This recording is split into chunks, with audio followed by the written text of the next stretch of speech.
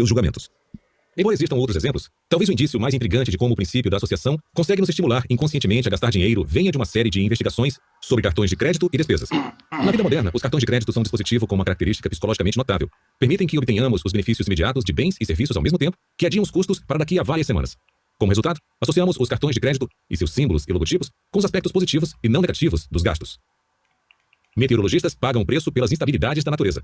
David L. Langford, Associated Press. Os meteorologistas da televisão ganham um bom salário falando sobre o tempo, mas quando a mãe natureza surpreende, eles correm à procura de abrigo. Conversei com diversos veteranos da previsão do tempo nos Estados Unidos esta semana, e eles me contaram que já foram golpeados por velhinhas de guarda-chuva, abordados por bêbados em bares, atingidos com bolas de neve e galochas, ameaçados de morte e acusados de tentarem tomar o lugar de Deus. Certa vez, um sujeito me ligou e disse que, se nevasse no Natal, eu não viveria até o Ano Novo, contou Bob Gregory, que faz a previsão do tempo da WTHR-TV, em Indianápolis, há 9 anos. A maioria dos homens e mulheres do tempo afirmou que acerta 80 a 90% das previsões de um dia, mas que as de prazo maior são complicadas.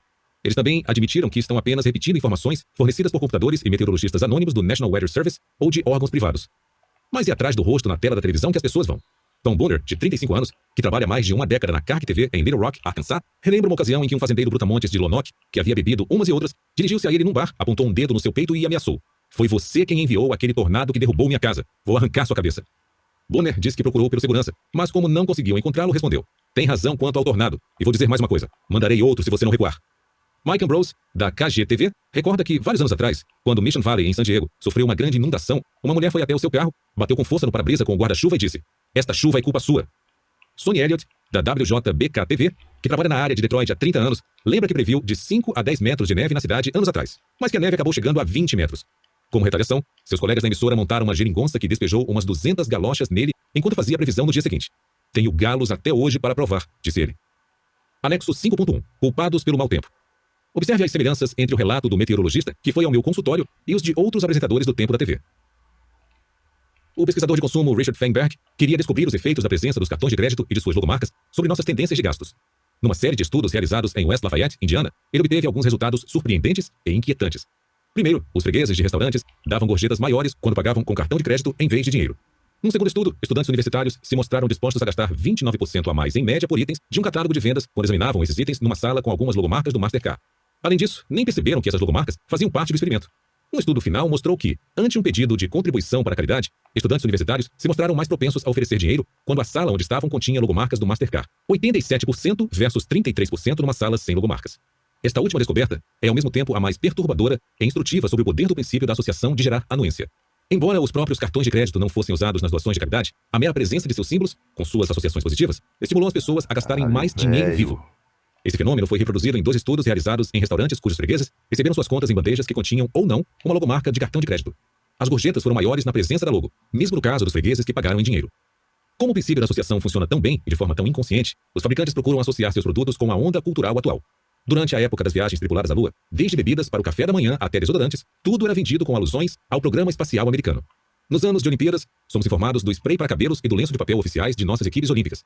Na década de 1970, quando o conceito cultural mágico parecia ser a vida natural, o tema foi explorado à exaustão. Às vezes, a associação com a naturalidade nem sequer fazia sentido. Mude a cor de seus cabelos naturalmente, propunha um comercial popular na TV. Mais recentemente, pesquisadores descobriram que cartazes promocionais com a palavra liquidação aumentam as vendas, mesmo quando não há economia real. Não apenas porque os compradores conscientemente pensam que podem economizar dinheiro, como também porque esses cartazes já foram várias vezes associados a preços bons no passado do comprador.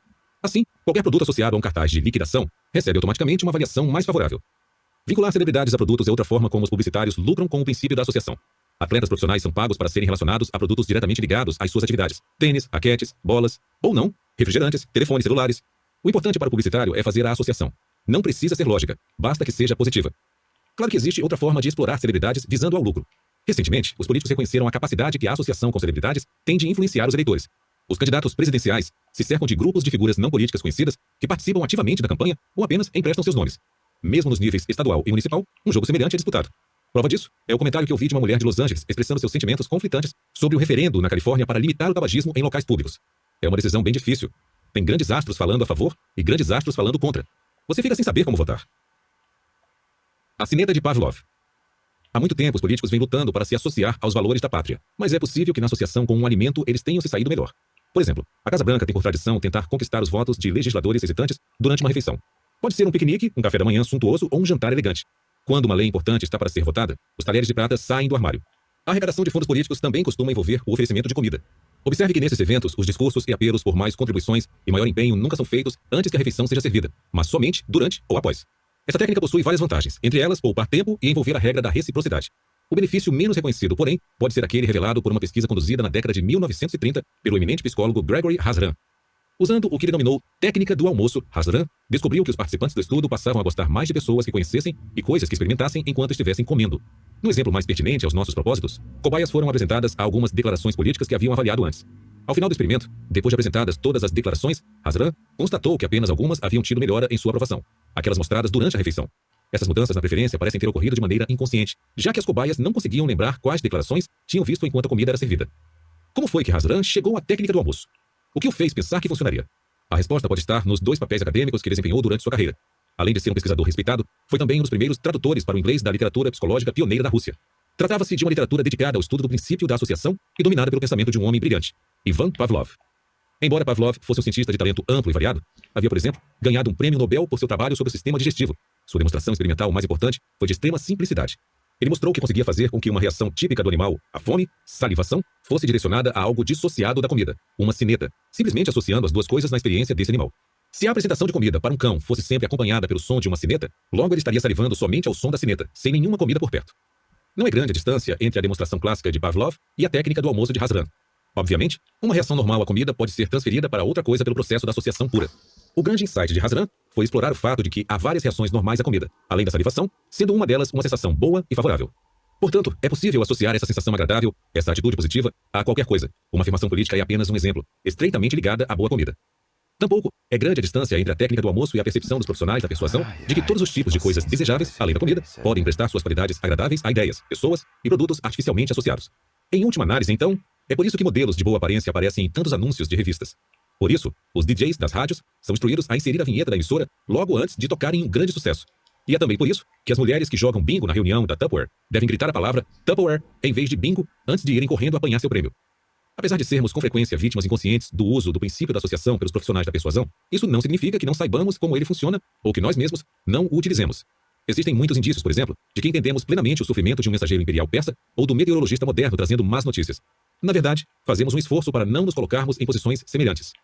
Pesquisas da Universidade da Geórgia mostram como agimos diante da tarefa de comunicar boas ou más notícias. Estudantes que aguardavam o início de um experimento foram incumbidos de informar a um colega que ele recebera uma importante chamada telefônica. Na metade das vezes, a ligação deveria trazer boas notícias, e na outra metade, más notícias. Os pesquisadores descobriram que os estudantes transmitiam a informação de maneira bem diferente, dependendo de seu teor. Quando a notícia era positiva, os estudantes não deixavam de expressar esse fato. Você acabou de receber uma ligação com ótimas notícias. É melhor falar com o pesquisador para saber os detalhes. Quando a notícia era desfavorável, mantinham distância dela. Você acabou de receber uma ligação. É melhor falar com o pesquisador para saber os detalhes. Obviamente, os estudantes já haviam aprendido que para serem populares, deveriam se associar apenas a boas notícias, não a más. Do noticiário e da previsão do tempo aos esportes. Muitos comportamentos estranhos podem ser explicados pelo fato de que as pessoas entendem o princípio da associação o suficiente para se relacionarem aos acontecimentos positivos e se afastarem dos acontecimentos negativos, ainda que não os tenham causado. Um dos comportamentos mais estranhos nesse sentido ocorre na grande arena dos esportes. Mas as ações dos atletas não são um problema. Afinal, no contato acalorado do jogo, eles têm direito a agir ocasionalmente de maneira excêntrica. O que causa estranheza é o fervor muitas vezes irracional, ilimitado e exagerado dos torcedores. Como podemos explicar a violência das torcidas na Europa, o assassinato de jogadores e juízes por multidões descontroladas de torcedores sul-americanos, ou a profusão desnecessária de presentes dos torcedores aos já ricos jogadores de beisebol americanos no dia especial reservado para homenageá-los? Racionalmente, nada disso faz sentido. É apenas um jogo, não é? Mais ou menos. O relacionamento entre esporte e torcedor fanático não tem nada de leviano. É sério, intenso e altamente pessoal. Uma boa ilustração envolve um soldado da Segunda Guerra Mundial que retornou à sua casa nos Balcãs após a guerra e pouco depois parou de falar. Exames médicos não detectaram qualquer causa física para o problema. Não havia ferimento, lesão cerebral ou distúrbio vocal. Ele conseguia ler, escrever, entender uma conversa e cumprir ordens, mas não conseguia falar, nem com seus médicos, nem com seus amigos, nem mesmo com a família. Perplexos e exasperados, seus médicos o transferiram para outra cidade e o internaram num hospital de veteranos, onde ele permaneceu 30 anos, jamais rompendo seu silêncio autoimposto e mergulhando numa vida de isolamento social. Até que um dia, em sua enfermaria, um rádio estava transmitindo uma partida de futebol entre o time de sua cidade e um rival tradicional. Quando, num ponto crucial da partida, o juiz marcou falta contra um jogador do time da cidade do veterano mudo, este saltou da cadeira, fitou o rádio e proferiu suas primeiras palavras em mais de 3 décadas. Seu imbecil, está tentando entregar a vitória a eles? Dito isso, voltou à sua cadeira e ao silêncio que nunca mais violou. 2 lições importantes podem ser extraídas dessa história real. A primeira envolve o grande poder do fenômeno. O desejo do veterano de ver o time de sua cidade vencer foi tão forte que produzia um desvio de seu modo de vida solidamente arraigado. A segunda lição revela muito sobre a natureza da união dos esportes com os torcedores, crucial ao seu caráter básico. Trata-se de algo pessoal. O fragmento de identidade que aquele homem traumatizado e emudecido ainda possuía foi mobilizado pelo jogo de futebol. Por mais que seu ego houvesse se enfraquecido após estagnar, mudo, por 30 anos numa enfermaria de hospital, ele foi estimulado pelo resultado de uma partida. Por quê? Porque ele, pessoalmente, se sentiria humilhado com uma derrota do time da cidade e, pessoalmente, se engrandeceria com uma vitória. Como? Pelo princípio da associação. A simples ligação com a sociedade natal o fisgou, o envolveu e o associou ao triunfo ou ao fracasso iminente. Como disse o famoso escritor Isaac Asimov, ao descrever nossas reações às partidas a que assistimos, em condições normais, você torce por seu sexo, sua cultura, sua localidade. E o que você quer provar é que você é melhor do que a outra pessoa. Seja quem for a pessoa por quem você torce, ela representa você. E quando vence, você vence. Quando vista por essa luz, a paixão de um torcedor esportivo começa a fazer sentido. A partida não é uma diversão superficial a ser desfrutada por sua forma e por sua beleza intrínsecas. O seu eu está em jogo. Por isso, as torcidas são tão fanáticas e tão gratas pelos responsáveis pelas vitórias frequentes do time de coração. Pelo mesmo motivo, essas torcidas ficam uma fera com jogadores, treinadores e cartolas implicados nas derrotas esportivas. Portanto, queremos que nosso time vença para provar nossa própria superioridade. Mas a quem estamos tentando prová-la? A nós mesmos, certamente, mas a todos os outros também. De acordo com o princípio da associação, se podemos nos cercar de algum sucesso ao qual estejamos ainda que superficialmente ligados, nosso prestígio público aumenta. Tudo isso indica que manipulamos intencionalmente a visibilidade de nossas ligações com vencedores e perdedores para sermos bem vistos por quem quer que as identifique. Ao destacarmos as associações positivas e ocultarmos as negativas, estamos tentando fazer com que os observadores tenham uma imagem nossa melhor e gostem mais de nós. Existem várias maneiras de fazê-lo, mas a mais simples e difundida está nos pronomes que usamos. Você já notou, por exemplo, a frequência com que os torcedores, após a vitória de seu time, se aglomeram perto de uma câmera de TV, erguem seus dedos indicadores e bradam: somos campeões, somos o número 1. Observe que o grito não é eles são campeões, ou mesmo nosso time é campeão. A pessoa usada é nós, indicando a identidade mais próxima possível com o time. Observe também que nada parecido ocorre em caso de derrota. Nenhum telespectador jamais ouvirá o brado: estamos em último lugar, somos os piores. Quando o time do coração perde, é hora de se distanciar dele. Nesse caso, o pronome nós dá lugar ao pronome isolador eles. Para provar o fato, certa vez realizei um pequeno experimento em que estudantes da Arizona State University receberam ligações pedindo que descrevessem o resultado de uma partida de futebol americano disputada pelo time da faculdade semanas antes. A alguns estudantes foi perguntado o resultado de certa partida que seu time perdeu, ao passo que outros estudantes tiveram que informar o resultado de uma partida que seu time venceu. Meu colega pesquisador, Avril Thorne, e eu ouvimos as respostas e registramos a porcentagem de estudantes que usou a primeira pessoa do plural em suas descrições. Quando os resultados foram tabulados, ficou óbvio que os estudantes tentaram se associar ao sucesso usando nós para descrever a vitória de seu time. Nós derrotamos o Houston por 17-14, ou vencemos. No caso da partida perdida, porém, raramente nós foi usado. Em vez disso, os estudantes preferiram termos que os distanciassem do time derrotado. Eles perderam para o Missouri por 30-20, ou não sei o placar, mas o Arizona State foi derrotado. Os desejos concomitantes de se associar aos vencedores e se distanciar dos perdedores talvez tenham sido combinados com mais perfeição nas observações de certo estudante, que após informar friamente o placar de uma derrota do time da sua faculdade, o Arizona State perdeu por 30-20, expressou sua frustração. Eles desperdiçaram a nossa chance de disputar o campeonato nacional. A tendência a alardear a ligação com os vencedores não se limita à área esportiva. Após as eleições gerais na Bélgica, os pesquisadores observaram quanto tempo os moradores levaram para retirar dos gramados seus cartazes do partido político favorito. Quanto melhor o resultado eleitoral daquele partido, mais o morador demorava a tirar os cartazes, aproveitando-se da ligação positiva. Embora o desejo de se aproveitar da glória refletida exista até certo ponto em todos nós, parece haver algo especial nas pessoas que levam essa tendência longe demais. Que tipo de pessoas elas são? Acredito que não sejam apenas fãs de esportes, mas também indivíduos com falhas ocultas de personalidade, com conceitos fracos de si mesmos. Bem no fundo existe uma sensação de pouco valor pessoal que faz com que não busquem o prestígio na geração ou promoção das próprias realizações, mas na geração ou promoção de suas associações com as realizações alheias. Existem diversas variedades dessa espécie florescendo em nossa cultura. A pessoa que menciona nomes de celebridades como se fossem seus conhecidos é um exemplo clássico. Outro exemplo é a tiete, ou grupo, de cantores ou bandas que troca favores sexuais pelo direito de contar aos amigos que teve um caso com um músico famoso. Qualquer que seja a forma assumida, o comportamento desses indivíduos compartilha um tema em comum: a visão um tanto trágica da realização como algo que se origina fora do eu. Depoimento de leitor 5.3. De um funcionário de um estúdio cinematográfico de Los Angeles. Sou um grande fã de cinema. A melhor noite do ano para mim é a da entrega dos Oscars. Chego a gravar a transmissão para poder rever os discursos dos artistas que admiro. Um de meus favoritos foi o de Kevin Costner, quando Dança com Lobos ganhou o prêmio de melhor filme em 1991. Gostei porque ele estava respondendo aos críticos que dizem que os filmes não são importantes. Na verdade, gostei tanto que transcrevi o discurso. Mas existe algo que nunca entendi. Eis o que Kevin Costner disse sobre ganhar o prêmio de melhor filme. Embora possa não ser tão importante como a situação do resto do mundo, será sempre importante para nós. Minha família jamais esquecerá o que aconteceu aqui.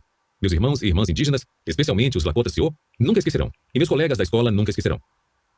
Entendo por que Kevin Costner jamais esqueceria aquela homenagem, assim como sua família. E até entendo por que os indígenas a lembrariam, já que o filme é sobre eles. Mas nunca entendi por que ele mencionou os colegas da escola. Então, li sobre como os torcedores acham que podem deleitar-se na glória refletida dos astros e dos times preferidos. E percebi que se trata da mesma coisa.